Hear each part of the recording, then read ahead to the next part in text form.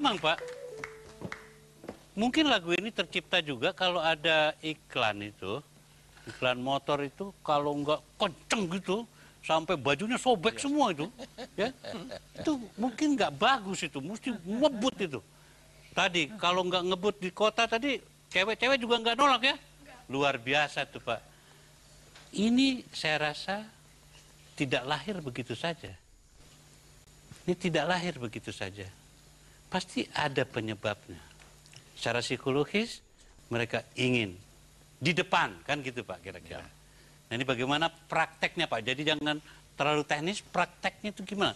Praktis berpikirnya tentang hal ini bagaimana Pak kira-kira? Jadi betul yang Pak Wendo bilang bahwa pemerintah harus menangani. Yaitu dalam penegakan hukum. Ya, penegakan hukum itu dibagi dua. Satu kepada pengedar, bandar, penyelundup, dan penjual narkoba. Dan backing Pak. Dan backingnya itu termasuk. Itu backing itu pasti dia menyalurkan narkoba juga itu. Itu harus dijatuhi hukuman yang seberat-beratnya.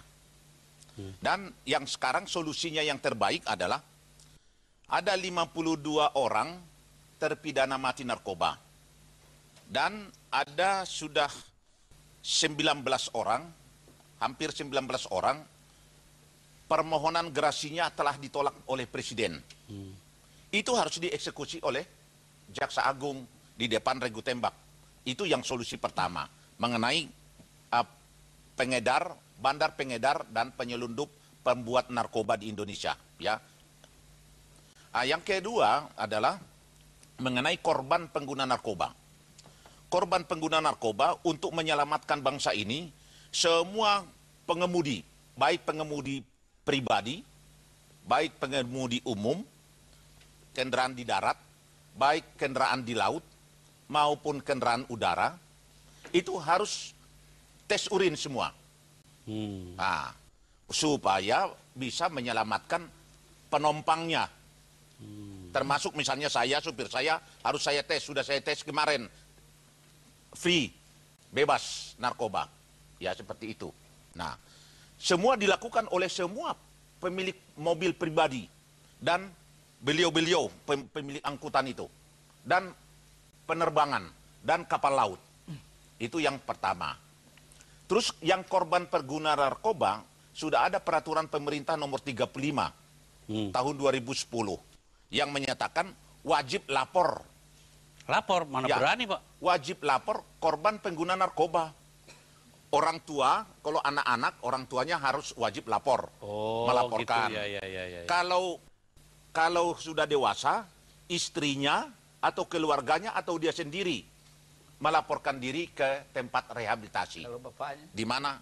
Kalau bapaknya, ibunya yang lapor. Karena dia tidak mungkin bisa bergerak lagi. Atau kalau sudah kelihatan masih sehat, dia harus sadar sendiri. Misalnya seperti pilot. Ya, pilot itu. Dia harus sadar sendiri bahwa saya itu penyakit. Sakit narkoba, harus berobat. Harus ada sadar sendiri. Justru itu kita sarankan kepada semua pengemudi. Baik itu pengemudi darat, pengemudi laut, pengemudi udara. Dan pengemudi negara pun juga harus ya. Pengemudi negara termasuk. Itu presiden sampai kepada menteri-menteri semua, sampai kepada anggota DPR bawah, semua. Tidak boleh. Tidak boleh. Karena dia mengendalikan banyak rakyat itu. Ya, kan? Tidak boleh pengguna narkoba. Ya. Nah, inilah untuk menyelamatkan itu, pengedar itu harus dijatuhi hukuman seberat-beratnya. Dan yang sudah dijatuhi hukuman mati oleh pengadilan yang berkekuatan hukum tetap harus dilaksanakan tembak mati. Korban harus dipelihara dan disehatkan oleh negara kita, yaitu semua masuk rehabilitasi. Disembuhkan, bukan dipelihara Pak ya? Ya, dipelihara untuk disembuhkan. Ya. Jadi disembuhkan. Jadi kalau misalnya seperti itu, maka ada program ASEAN. Tahun 2015 ASEAN harus bebas narkoba, termasuk Indonesia. Saya kurang yakin kalau misalnya penegak hukum seperti sekarang ini. Hanya bisa kelihatan, tapi memang kondisi penegak hukum kita pun seperti sedikit, terlalu sedikit. BNN itu kan anggotanya hanya paling 200 orang saja. Hanya 200 orang. Untuk yang melakukan penyelidikan.